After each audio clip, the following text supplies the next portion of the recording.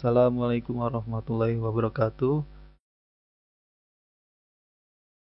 Hari ini kita akan membahas tentang rangkaian RLC dengan sumber arus AC ya.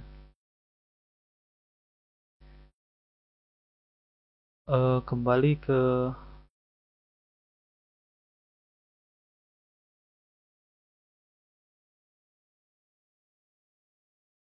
sebelum kita masuk ke AC-nya, kita lihat dulu untuk kasus kapasitor seri apa yang akan terjadi ya. Ini misalkan kita punya 3 kapasitor C1, C2, dan C3, kemudian dirangkai seri. Maka yang akan kita ketahui adalah tegangan totalnya, tegangan antara A dan B, yaitu adalah tegangan di kapasitor 1, tegangan di kapasitor 2, dan tegangan di kapasitor 3 di jumlah ya. Nah, ingat rumusan kapasitansi adalah muatan per tegangan ya, muatan per tegangan. Sehingga di sini tegangan AB maka menjadi Q per C ya. Kalau tegangan di AB ya berarti sama juga dengan muatan total AB gitu ya, dibagi kapasitansi AB total ya. Nah, sama dengan Q1 P1 Q1 per C1 gitu ya. P2 ya berarti sama Q2 per C2 dan seterusnya. Nah, untuk kasus kapasitor seri ini, maka arus yang mengalir di sini ya. Kalau ada arus yang mengalir, maka arusnya akan sama ya, karena seri. Nah, arus sama, maka Q-nya juga harus sama ya. Jadi Q1 nanti Q2 sama dengan Q3 sama dengan juga QAB gitu ya. Nah, karena Q-nya sama, maka ini bisa habis ya. Sehingga di sini 1/CAB sama dengan 1/C1 tambah 1/C2 tambah 1/C3.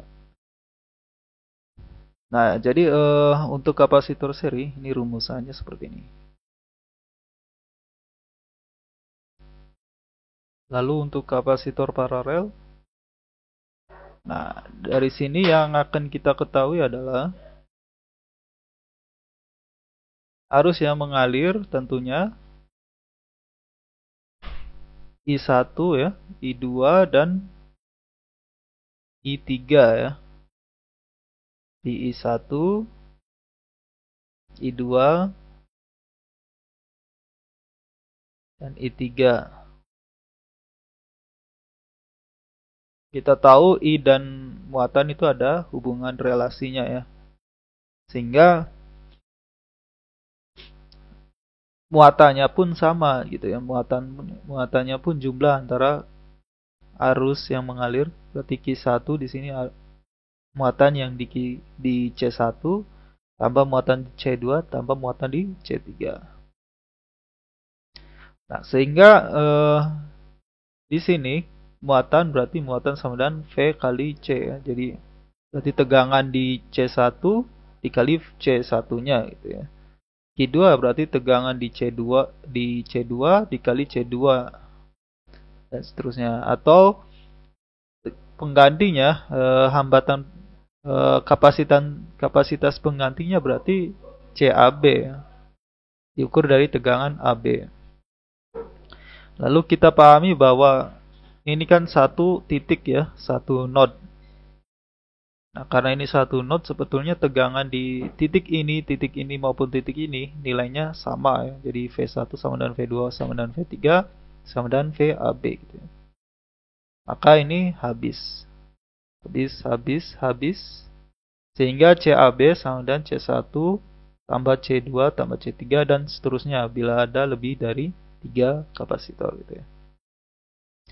Nah, yang perlu diingat adalah kapasitor seri ini mirip dengan resistor yang paralel ya.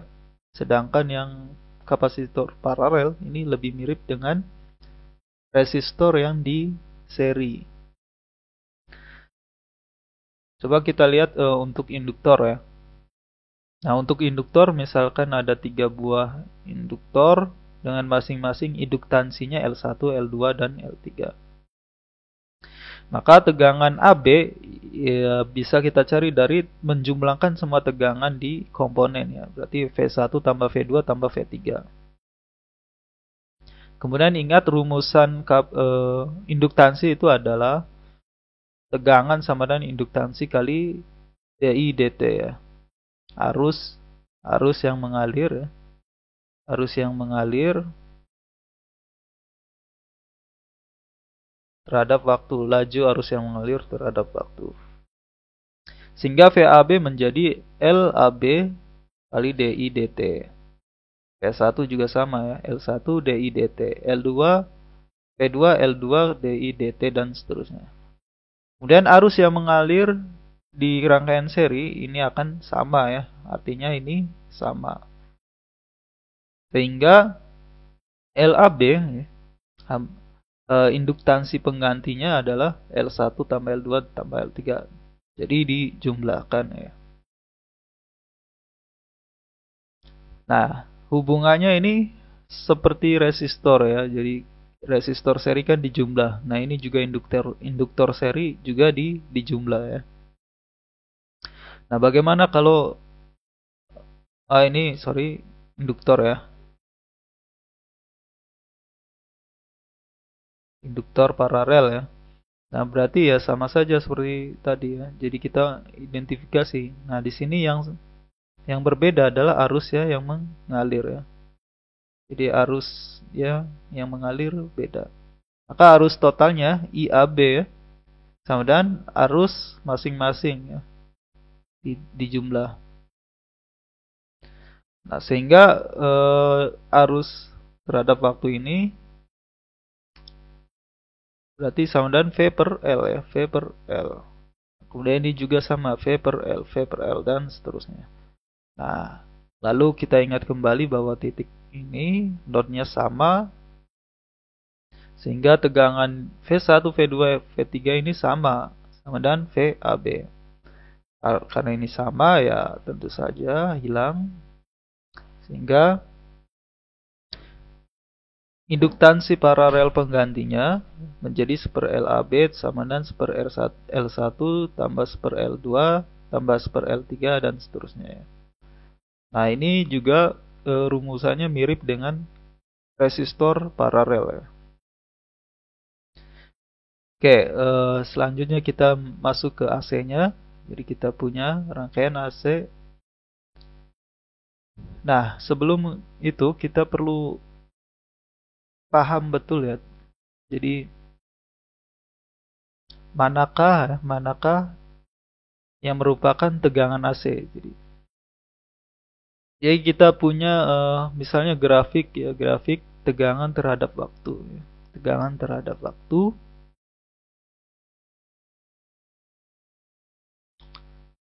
Nah, tegangan terhadap waktu, manakah dari grafik-grafik ini yang merupakan tegangan AC?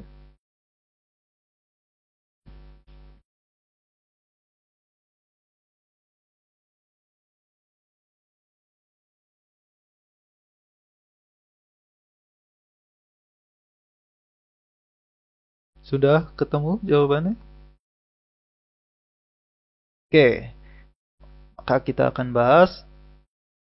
Jadi yang terpenting adalah tegangan AC itu karena dia bolak-balik ya, arusnya bolak-balik, artinya apa? Tegangannya pun bolak-balik. Tegangannya bolak-balik itu yang dimaksud dengan tegangan bolak-balik adalah dia bisa plus, bisa min, bisa plus, bisa min, bisa plus, dan bisa min. Nah, untuk kasus ini, nah nolnya di sini, maka ini tegangannya walaupun dia fluktuasi seperti ini, tapi dia selalu positif. Maka ini DC ya, di DC. Jadi ini bukan tegangan AC. Bagaimana dengan ini? Nah, dia selalu negatif, artinya ini juga DC ya. Bukan tegangan AC. Bagaimana dengan ini? Nah, dia kadang positif juga kadang negatif ya nilainya di bawah nol. Sehingga ini adalah AC ya, sumber tegangan AC. Nah, kemudian sinyal nggak jelas seperti ini, tapi dia lihat selalu positif, maka ini jelas bukan AC ya, tapi ini DC. Ini DC, ini juga sama, selalu negatif, maka ini bukan AC, tapi ini adalah DC ya. Nah, ini walaupun nggak jelas bentuknya, tapi dia kadang positif juga kadang negatif, maka ini merupakan sinyal AC ya. Kemudian ada sinyal kotak seperti ini, dia selalu positif, maka ini bukan AC ya. Ini DC. Ini selalu negatif, maka ini DC juga ya, bukan AC. Nah, ini bisa positif, kadang juga negatif. Artinya apa? Dia merupakan sinyal AC. Oke. Jadi yang perlu dipahami bahwa di sini tegangan AC itu bukan berarti dia harus eh, fluktuasi seperti ini ya, atau memiliki frekuensi gitu ya. Nah, yang terpenting adalah tegangan AC itu adalah dia positif, kemudian negatif, dan bergantian selalu terus. Nah, kayak ini maksud dari tegangan AC itu seperti apa gitu ya. Nah, kemudian kita misalnya memiliki sumber tegangan AC gitu ya. Nah, paling gampang kita modelkan tegangan AC ini sebagai sumber harmonik ya. Sumber harmonik itu ya bisa berupa cosinus, bisa juga berupa sinus, atau secara umum bisa kita tuliskan dalam bentuk notasi kompleks polar ya. Jadi di sini eksponen J omega T plus sin 0 ini kan sebetulnya sama juga dengan cos dan plus J. J ini bilangan imajiner ya. J ini bilangan imajiner, di mana bilangan imajiner ini min 1, akar min 1. Nah, sehingga bentuk eksponen J omega T ini ya, pangkat J omega T plus sin 0 ini sudah mewakili bentuk kosinus maupun bentuk sinus gitu sekaligus gitu. Jadi secara umum bisa kita tuliskan seperti ini si sumber tegangan AC itu ya. Secara umum.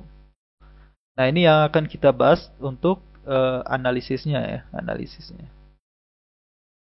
Implementasinya silakan misalkan menggunakan sinus maupun cosinus atau penjumlahan sinus cosinus gitu ya. Nah, karena ini sumbernya harmonik ya. Kemudian minggu lalu sudah kita bahas bahwa ketika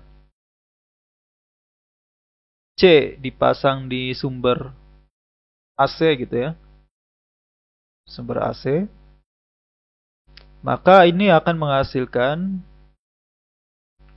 impedansi kapasitif ya, atau reaktansi kapasitif ya. Reaktansi kapasitif. Nah, reaktansi kapasitif sama dengan seper omega C. Seper omega C. Nah, perlu dipahami bahwa tidak harus sumber berupa AC ya. Tidak harus sumber berupa AC. Dia akan menghasilkan impedansi sekian gitu ya. Walaupun sumbernya DC, dia juga bisa menghasilkan impedansi seperti ini gitu ya. Hanya saja kalau untuk sumber DC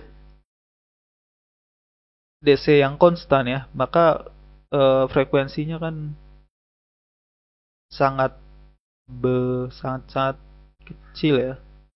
Nah, kalau sangat kecil, maka hambatannya, maka impedansi kapasitornya nyaris sangat-sangat besar, atau sehingga di sini seolah-olah putus ya, seolah-olah putus ketika tegangan di sini DC yang konstan ya, atau frekuensinya sangat kecil atau nol gitu ya. Maka 1/0 jelas bilangan yang sangat besar gitu ya. Artinya ini seolah-olah putus ketika tegangannya DC konstan ya. Nah, bagaimana dengan induktor? Kemarin kita sudah dapatkan reaktansi induktifnya adalah XL sama dengan omega L ya. Reaktansi induktif.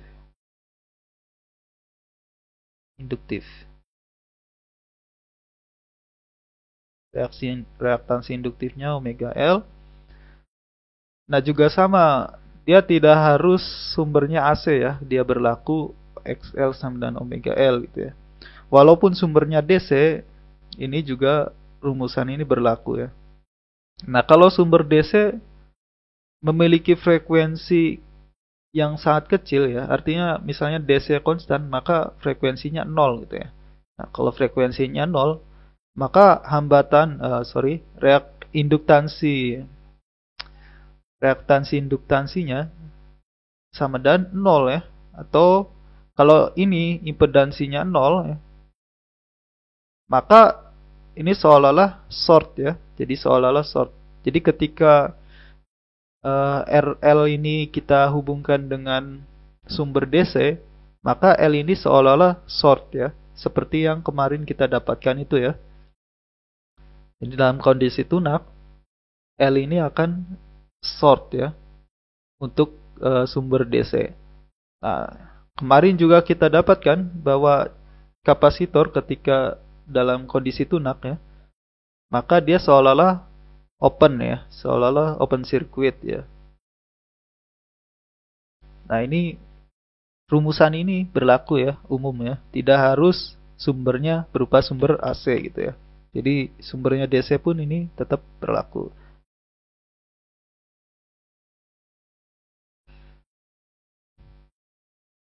Oke. Nah, kemarin sudah kita bahas ya tentang generalisasi hukum Ohm ya. Jadi kita perkenalkan impedansi ya, Z. Jadi tegangan sama dengan arus kali impedansi sekarang ya. Tidak lagi dengan hambatan ya. Jadi hambatan ini ya dalam dunia AC kita kenal sebagai impedansi gitu ya. Nah, impedansi ini bisa berasal dari resistor, impedansinya R. Untuk kapasitor, impedansinya per omega C atau kita sebut juga sebagai reaktansi ya, reaktansi kapasitif. Ini reaktansi resistif, ini reaktansi kapasitif, dan ini reaktansi induktif ya. Atau secara umum kita sebut saja impedansi resistornya, impedansi kapasitornya, impedansi induktor ya, sama saja. Kalau di rangkaian DC ini kan kita berlaku ini ya, berlaku ini di mana R kalau di seri maka R-nya dijumlah, kalau R paralel maka R-nya di seper R ya, seper R sama dengan seper R1 dan seterusnya gitu ya. Nah, kalau di secara umum ya, kalau secara umum maka juga sama, impedansi total sama dengan impedansi 1, impedansi 2 ditambah dan seterusnya. Kalau rangkaian paralel juga sama bentuknya ya. Jadi seperimpedansi totalnya sama dengan seperimpedansi 1, seperimpedansi 2 dan seterusnya. Oke, selanjutnya kita masuk ke rangkaian seri RLC. Jadi kita punya R, induktor dan kapasitor. Nah, perlu dipahami bahwa di sini tidak bergantung urutan ya. Tidak bergantung urutan. Jadi misalnya L-nya di sini, R-nya di sini, C-nya di sini, itu sama saja. Atau C di depan, R di tengah, dan L di belakang gitu ya. Sama saja. Jadi tidak bergantung urutan ya. Perlu diperhatikan bahwa R, L, C ini tidak bergantung urutannya di mana dulu gitu ya.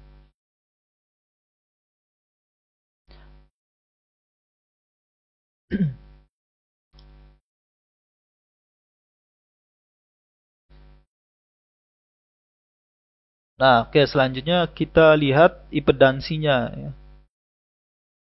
Nah, tadi kita bahas bahwa impedansi total dijumlah semua ya, seperti resistor ya.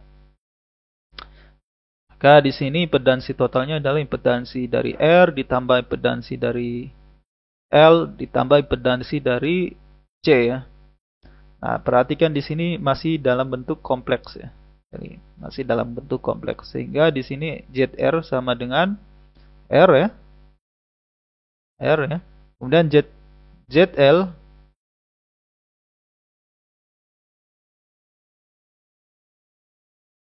kemudian XL ya. XL di sini apa?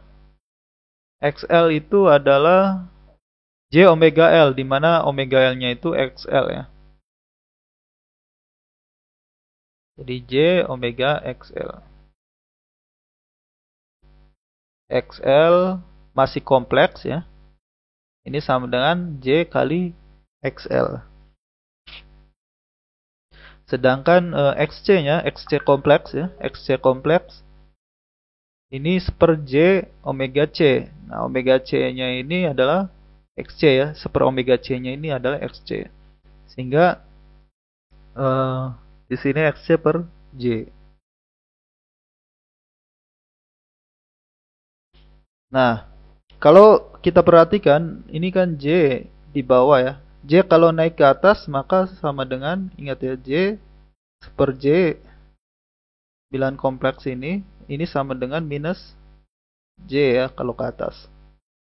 Dari mana ya? Cari aja. Ini kan seper akar min 1. Ini berarti min akar min 1 gitu ya. Nah, sehingga Z kompleksnya ini ya, impedansi kompleksnya sama dengan R tambah JL min JXC ya. Nih. Atau kita gabungkan J-nya sehingga di sini R. Ya. Nah, ini adalah impedansi kompleksnya. Nah, lalu kalau kita cari besarnya ya, cari besarnya maka kita cari magnitudenya atau absolutnya. Nah, kita sudah pelajari ya waktu di bilangan kompleks itu ya, bahwa maka modulus dari ini adalah R kuadrat tambah ini bagian ini dikuadratin. Jadi inilah. Jadi ini adalah rumusan impedansi total ya, impedansi total dari rangkaian RLC. Di sini ada R kuadrat tambah XL min XC kuadrat ya. Nah, kemudian kalau kita lihat hukum Ohm-nya berarti Vs sama dengan I kali Z ya. Vs sama dengan I kali Z. Masih kompleks semua, lihat. Atau Z kompleks sama dengan Vs per I. Nah, kita misalkan ini ya, Vs-nya sama dengan V0 kali eksponen J omega T. Maka arus yang mengalir adalah I0 E pangkat J omega T min V. Nah, min V ini saya tambahkan karena di sini misalkan ya, misalkan ketika mengalir tegangan seperti ini, maka arus yang mengalir pasti mirip ya, frekuensinya mirip, hanya saja mungkin ada pergeseran fasa. Sehingga di sini saya tambahkan minus V ya, minus V. Nah, sehingga kalau kita hubungkan ke sini ya, Vs per I, nah ini V-nya, ini I-nya, maka Z pedansinya sama dengan Z E pangkat J V ya. Nah, ini adalah Z impedansi besar impedansinya yang ini ya. Nah, sedangkan di sini ada, ingat Z-nya ini berarti V0 per I0 ya. Z sama dengan V0 per I0. Kemudian di sini ada JV. Nah, V ini adalah argumen ya. Kalau dalam kompleks ini argumen merupakan sudut di sini ya. Jadi pergeseran fasanya.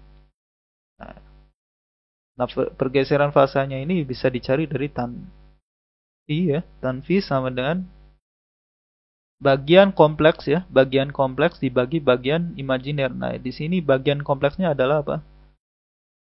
Ini adalah bagian imajinernya, sorry, bagian imajinernya. Nah, ini komponen realnya. Sehingga di sini bagian imajiner dibagi bagian real. Nah, ini adalah sudut fasanya. Ini pergeseran fasa ya. Jadi selisih fasa antara tegangan dan arus yang terbentuk.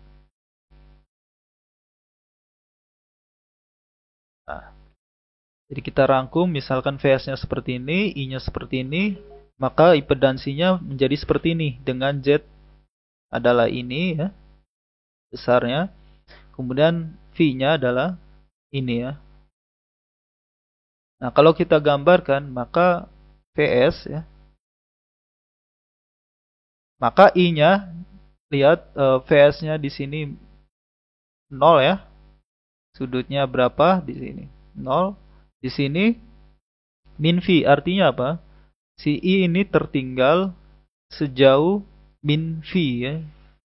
Jadi tertinggal sejauh V. Jadi I tertinggal sejauh V terhadap Vs ya. Vs, maka I tertinggal sejauh sejauh V. Min di sini artinya dia tertinggal gitu ya. Sejauh. Nah, ini gambaran diagram fasor untuk Vs terhadap I-nya, V terhadap I-nya. Nah, kalau kita perhatikan di sini V-nya ya sama dengan tangan inverse dari XL min XC per R. Nah, gimana kejadiannya bila XL lebih dari XC? Kalau XL lebih dari XC, maka nilai V-nya ini positif ya. Positif artinya gambarannya seperti ini. Vs, I tertinggal dari Vs. Sehingga untuk kasus induktif ya, artinya XL-nya lebih dari XC gitu ya. XL-nya lebih dari XC, maka gambaran fasornya seperti ini. I ketinggalan sejauh V terhadap Vs. Sedangkan kalau XL-nya kurang dari XC, maka nilai V ini negatif ya. Karena ini negatif, maka gambarannya pun harusnya kebalikannya dengan induktif ini ya. Jadi untuk kasus kapasitif, justru Vs yang tertinggal sejauh V terhadap I gitu ya. Tertinggal sejauh V, S tertinggal sejauh V terhadap I. Nah, kasus resistif ini terjadi ketika XL sama dengan XC ya. Artinya apa? Ini 0 per R sama dengan 0 ya. Berarti V-nya juga sama dengan 0. Maka karena V-nya 0, maka sebetulnya I dan Vs ini satu fasa ya, sefasa. Atau sudutnya sama nih ya.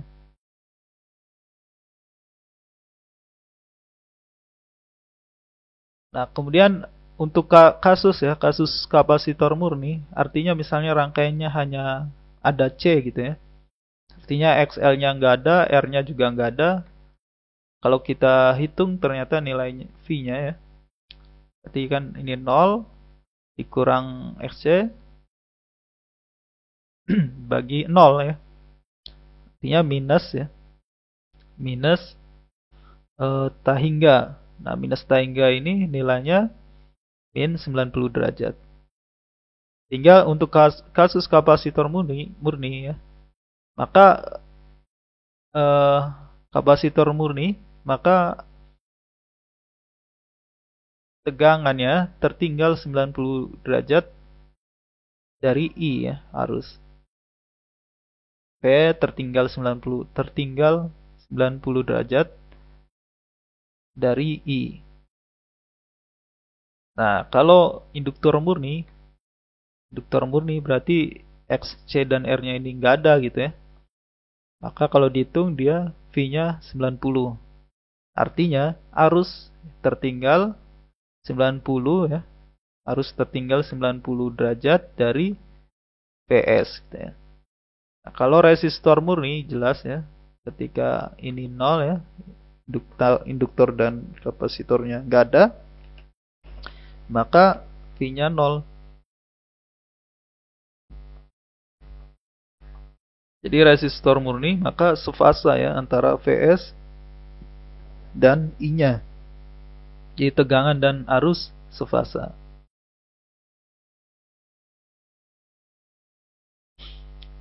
Nah, lalu kalau kita sudah dapatkan Z-nya dan V-nya, maka nanti kita bisa tentukan tegangan di masing-masing komponen dengan mudah ya. Caranya tinggal kalikan saja arus dan hambatannya. Arus dan impedansinya. Arus dan impedansinya. Oke, sebagai contoh misalkan kita memiliki rangkaian RLC seperti ini. Jadi sumbernya misalnya sin omega T gitu ya. Maka arusnya kita dapat misalkan sebagai I0 sin omega T min V, di mana V ini adalah pergeseran fasa ya, pergeseran fasanya. Nah, kemudian misalkan diketahui Vs-nya adalah ini. Ini adalah misalnya sinyal listrik PLN gitu ya. Jadi Vs sama dengan 220 / 2 sin 100 pt gitu ya. Nah, maka dari sini kita bisa dapatkan omeganya. Ini adalah omeganya ya. Omega 100 pi ya.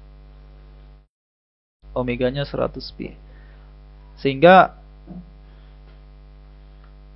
impedansi induktornya ya, berarti XL sama dengan omega L, berarti 100 pi kali. Nah, di sini impedansinya 1 Henry ya. Jadi di sini 1 Henry, sehingga XL sama dengan 314 ohm.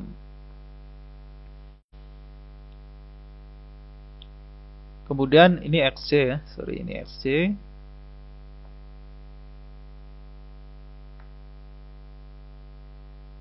Ini XC. XC berarti seper omega C. 1 per omega 100 pi kali C-nya di sini 1 mikrofarad. Di sini 1 mikro ya. Mikrofarad. Maka kalau dihitung hasilnya 3200 ohm. Nah, kalau kita perhatikan maka di sini XL kurang dari XC ya. Maka jelas dia rangkaian kapasitif ya. Rangkaian kapasitif. Nah, rangkaian kapasitif itu maka nanti V-nya harus kurang dari 0 ya. Atau kalau digambarkan diagram fasanya, ini tegangan yang tertinggal ya, tegangan tertinggal sejauh V terhadap dari I gitu ya. Nah, kita lanjut ke sini. Kita hitung Z-nya. Z sama dengan R kuadrat tambah XL min XC di akar ya. Kalau dihitung hasilnya maka di sini 3054 ohm ya. Kira-kira 3054 ohm Z-nya. Lalu pergeseran fasanya kita cari dari inverse tangan dari XL min XC per R. Maka ini kalau kita hitung ya, kita masukkan ya, XC-nya berapa. Kemudian XL-nya kita juga masukkan berapa.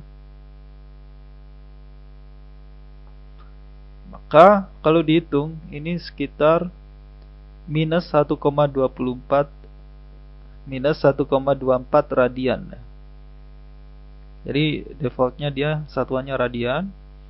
Kemudian kalau kita konversi ke derajat menjadi 70 minus 70,9 derajat. Oke, lalu maka di sini arusnya bisa kita cari tahu nih. Jadi omega sudah ada, T sudah T ya. Kemudian V sudah kita dapatkan di sini ya. Nah, yang belum kita dapatkan adalah I0. Nah, I0 dapat dicari dari V0 dibagi Z ya, besarnya. V0-nya besarnya di sini 220. Nah, amplitudonya ya, amplitudonya di sini 220 akar 2. Kemudian dibagi Z, Z-nya kita sudah dapatkan ini. Sehingga I0-nya menjadi 0,102 ampere ya. Ampere.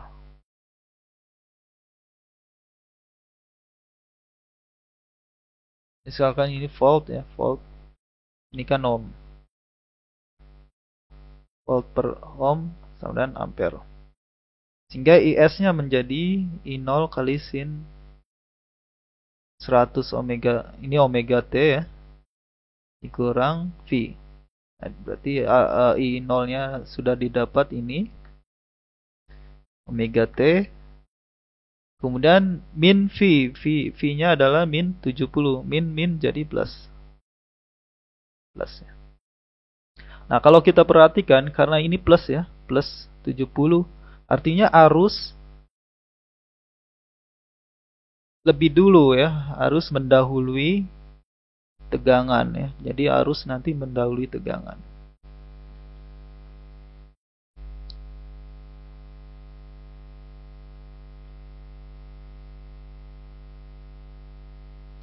Jadi yang dimaksud arus mendahului tegangan itu berarti ketika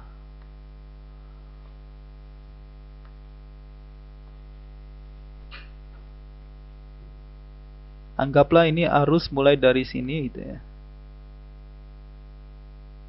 Maka tegangan ini 90 derajat itu di sini ya. Di 90 derajat di sana.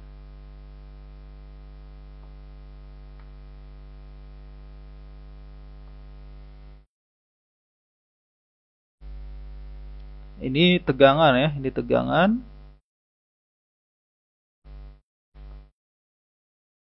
Nah, ini tegangannya misalnya sin omega T ya. Jadi ini tegangannya sin omega T. Maka arusnya di sini plus 70, berarti dia akan mulai seolah-olah mulai dari sini ya.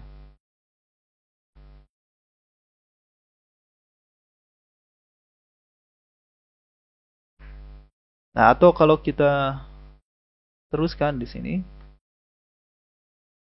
Nah, gini. Ini arus, ini V. Maka yang dikatakan mendahului tegangan, arus mendahului tegangan itu artinya gini. Lihat arusnya itu seolah-olah bergeser ke kanan dari V-nya ya. Jadi kalau kita punya V-nya di sini, arusnya itu seolah-olah eh, grafik V kita geser ke kanan gitu ya. Jadi ini maka kita sebut juga sebagai pergeserannya ya. Pergeseran fasa karena di sini dia ada selisih ya, ada selisih fasa. Nah, arus ini mendahului V ya untuk kasus ini ya. Atau kasus kapasitif ya karena XC-nya lebih besar dari XL ya. Nah, bagaimana kalau rangkaian paralel ya? Sorry ini. Rangkaian paralel ya.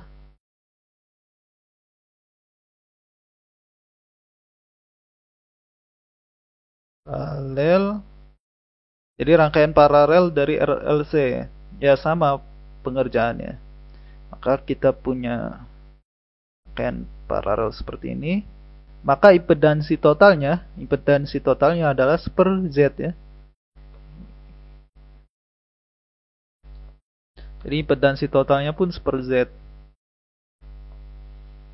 Seper Z sama dengan seper ZR. Nah, ini kita jumlahkan impedansi masing-masing dengan rumusan paralel ya. Maka kita dapatkan seper Z sama dengan seper R plus J seper XC min seper XL. Nah, atau Z sama dengan kita balik ya, kita balik. jadi seperti ini. Nah, atau kalau kita ini kan bagian imajinernya di bawah ya. Nah, kita bisa sederhanakan bentuknya, bentuk. Jadi kita buat si penyebutnya ini tidak ada bagian kompleksnya ya.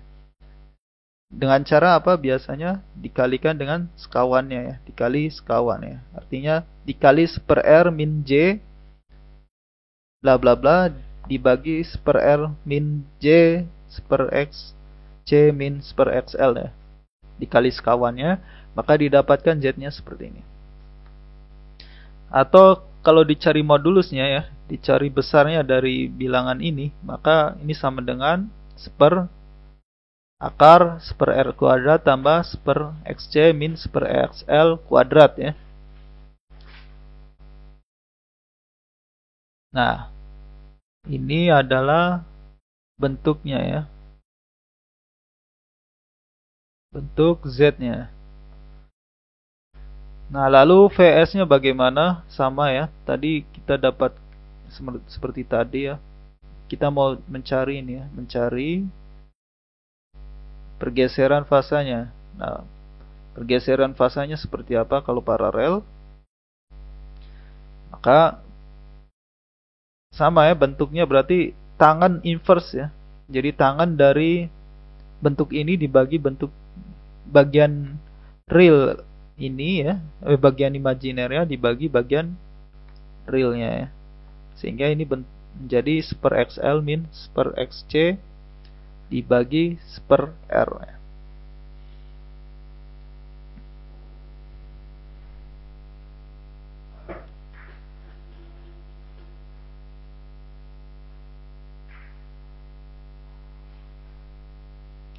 Oke, berarti kita sudah dapatkan bentuknya ini, pedansi, dan juga pergeseran fasanya. Kurang lebih sama ya diagram fasornya seperti ini.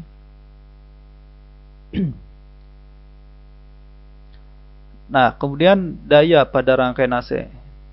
Nah, ini perlu kita perhatikan ya, bahwa untuk di rangkaian DC tentu daya kita langsung kalikan saja ya, tegangan kali I, karena keduanya konstan ya. Tapi bagaimana bila rangkaian ini AC gitu ya? Maka kita tadi mendefinisikan bahwa V-nya misalkan V0 pangkat J omega T, kemudian arusnya juga seperti ini gitu ya. Maka ini kalau kita kalikan akan menjadi seperti ini. Atau akan menjadi seperti ini. Atau bagian ini ya, bagian ini P0 ini kita sebut sebagai misalnya P max ya, P max. Maka E kali pangkat min J V ya. Atau JV ini kalau kita uraikan kan seperti ini ya. Cos V dikurang J omega JV ya. Maka ini bagian realnya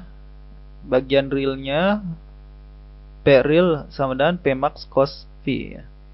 Kemudian bagian imajiner ya, bagian imajinernya ini ya, bagian imajinernya berarti besarnya ya, sorry ini besarnya, maka besarnya P imajiner ini sama dengan P max sin V ya, besar ya.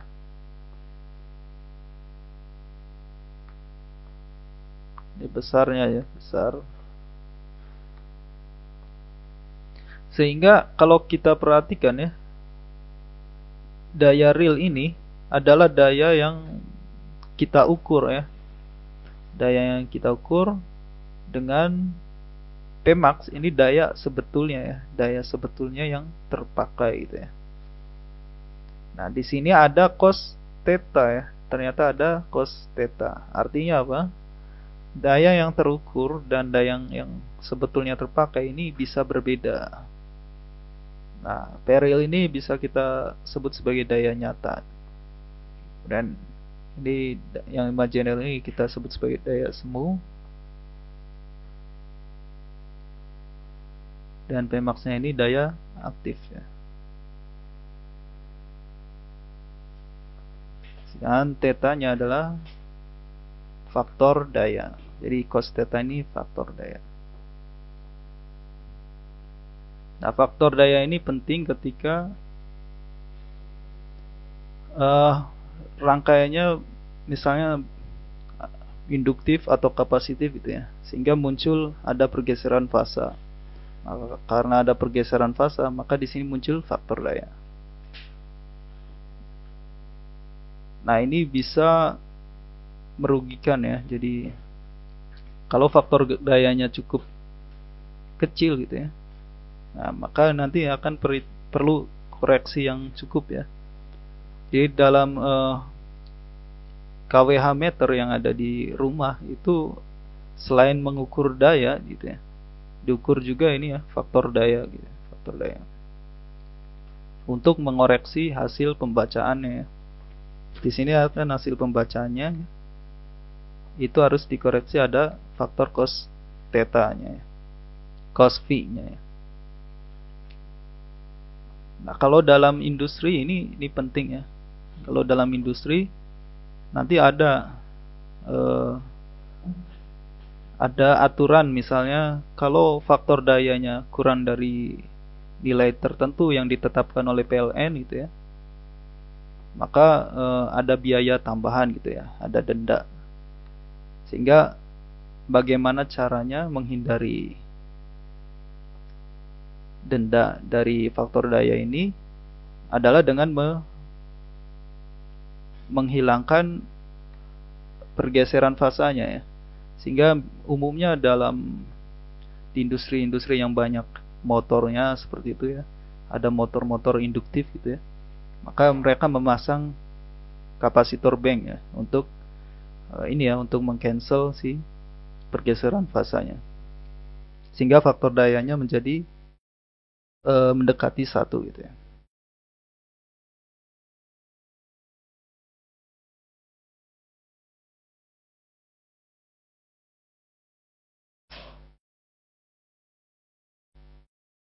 Nah, untuk latihan soalnya bisa dikerjakan, ada 3 jenis ini gitu ya. Kemudian masing-masing ini tentukan impedansi totalnya, beda fasa atau pergeseran fasa ya. Ini sama saja antara tegangan dan arus. Kemudian bila R-nya 0 ya. Ya, R-nya 0. Kemudian bila nilainya masing-masing seperti ini. Itu kan arus yang mengalir di rangkaian. Ya, ini kita misalkan kita ketahui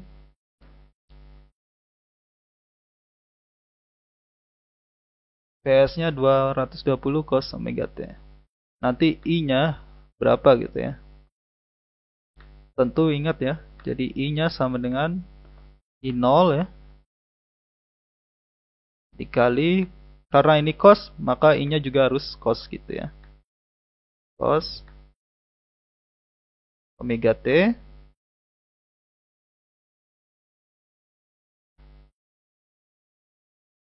minus pergeseran fasanya ya.